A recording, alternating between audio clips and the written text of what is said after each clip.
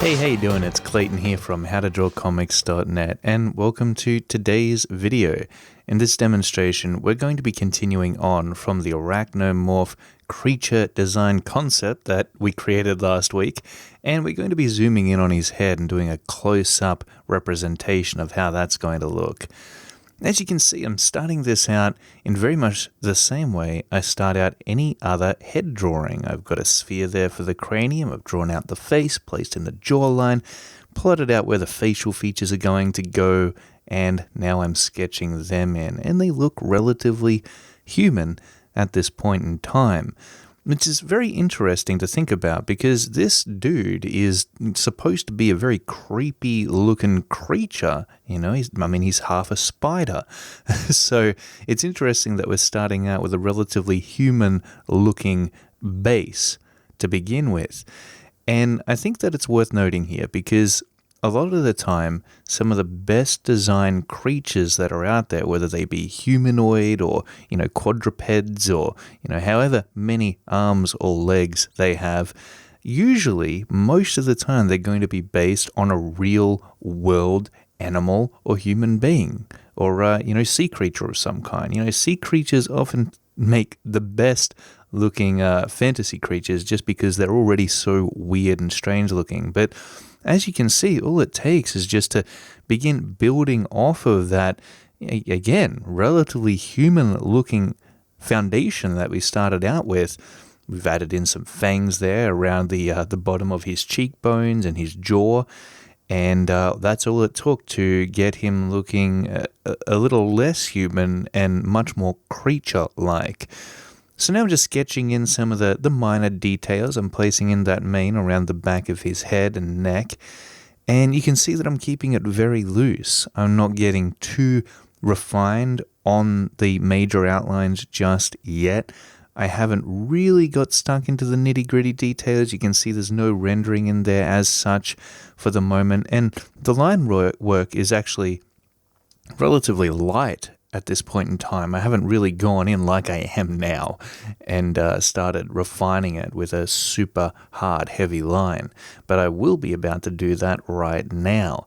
Now, as you can see, I'm essentially going over the top of what I've already done there. I'm placing in a thicker outline for those major contours, and then I'm starting to define the smaller details, which is much easier to do when you've already got something to work off of. I already know how this drawing overall is going to pan out at this point in time.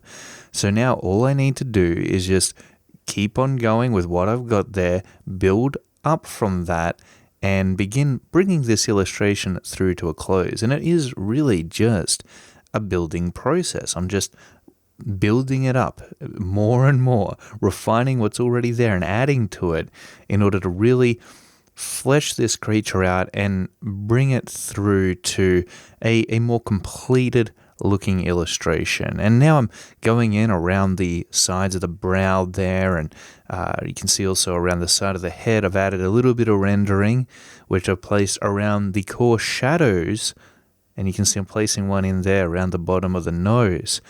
And, I like to place in those core shadows. Ideally, that'll be the first thing that I do before I start to add in the other details, because by the time I've got those core shadows placed in, I know where those darker tones are going to need to occur. I know where most of the rendering is going to be placed within the illustration.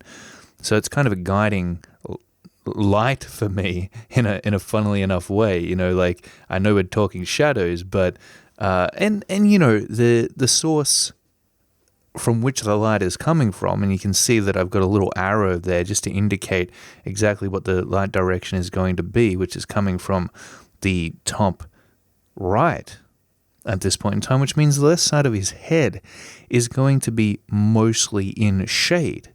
So it's going to have the most amount of rendering. We're going to see more details there, and of course, that side of the face is going to have a higher amount of core shadows placed around it because it's the darker side of the head. It's really that simple.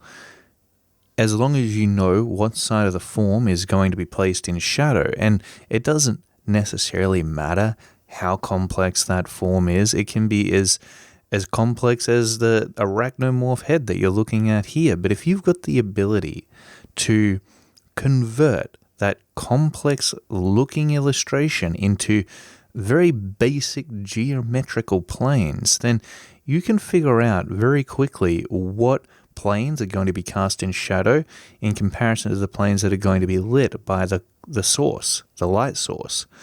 So as long as you're able to do that, and by converting it into geometrical planes, I know that sounds very complicated, but all that is taking this very complex looking illustration and then simplifying it into a very basic form. If you can do that, it makes it so much easier to figure out where all the rendering and where all the shadows need to go. And I do this when I'm working on an illustration such as the one you're seeing here. I did it when I was drawing up the full body of the arachnomorph to the left in the previous video, which, by the way, I'll post a link to that into the description below this video so that you can check that one out. But yeah, this is really fun as well, to be able to take an initial concept where we got a fairly clear idea as to how the head of the arachnomorph was going to look, but now we get to zoom in close and really articulate all those nitty-gritty details, which is oftentimes one of the most fun aspects about creature design, because not only do they inherently have more detail, but you can really focus in on that detail and just, spend a majority of the time knocking it out. And what is fun about that is the fact that you don't really have to think. Remember, we got that initial sketch down right at the beginning. So at this point, it's just kind of adding to what's already there. And the only thing that you really need to watch out for, that you really need to consider, is to make sure that you've balanced out the amount of rendering and the amount of detail that you're placing around the form in a way that still allows it to appear readable. Like, it needs to make sense. Your placement of all those details needs to be strategically thought out, because if you're just placing detail everywhere without any consideration as to where the key light source is within the scene and what direction it's shining onto the character from, then that's really when you're going to run into trouble.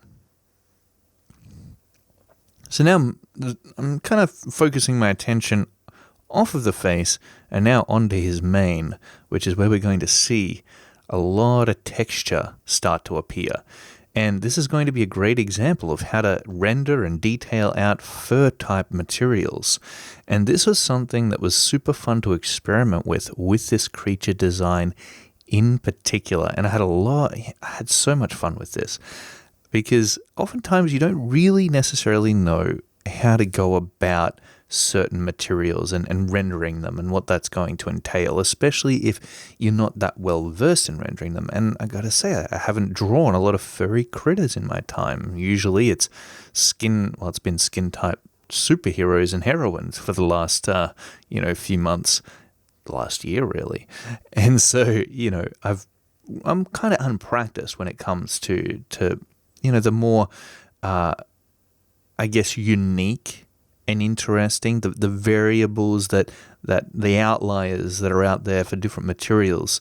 And each one of those materials is going to require a different approach to rendering them out in order to give them the right, looking texture and the right amount of reflectivity to make them look like the material that they're supposed to be. And that's really your job as an artist, as a visual communicator, is to communicate all these different elements that go into your illustration in a way that makes sense to the viewer so that they can understand it.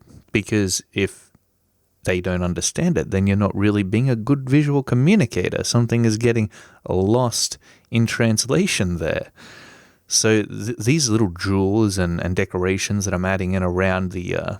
I've kind of suggested that, when you see dudes or gals with dreadlocks, and sometimes they've got different material kind of wrapped around their dreadlocks, I guess, to keep them together. And, I've kind of taken it a step further here with the Arachnomorph Alpha, and I've decided to, add to that the different leathers and materials and stuff that he's got wrapped around his mane, I guess.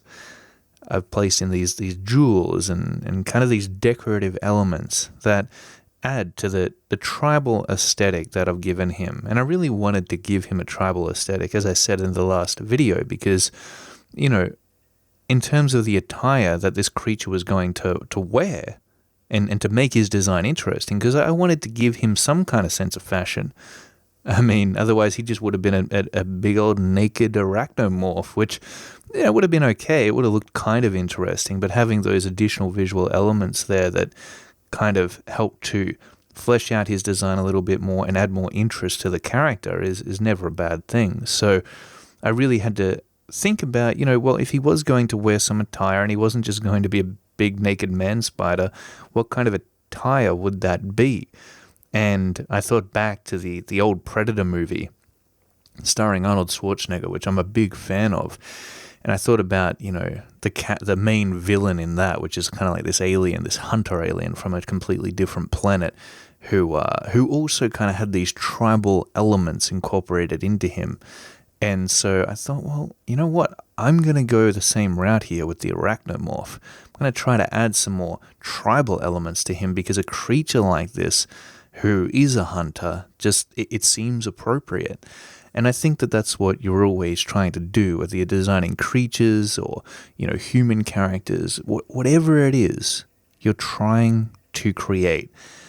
It's got to make sense, and everything needs to mesh well. One element needs to look like it belongs next to the other element within the illustration. But that's about it. I hope that you enjoyed this demonstration. Next week, we'll jump onto the next few sketches that we've got lined up for you, which will be the female arachnomorph, aka the Arachnomorphette. Hope you enjoyed this video. Thanks so much for watching. If you'd like more comic art tips, tricks, and tutorials, be sure to check out www.howtodrawcomics.net. That's the mother site of this channel, where you're going to find all the videos that we've got here over on that site. We've also got a bunch of written tutorials, so you can go through them at your own leisure. And, they cover a lot of great things. Fundamentals such as perspective and proportion and all that other good stuff. And then if you've got your fill of the written tutorials and you've got your fill of the videos, then I'd highly suggest that you check out our podcast, which, is definitely on a roll. We've got a fair few episodes out at this point, hosted by myself and also Ed Foychuk and Rick Buelow from time to time. And we also interview some interesting artists and comic book creators as well on there. So, again, highly recommend that you check that out if you haven't already.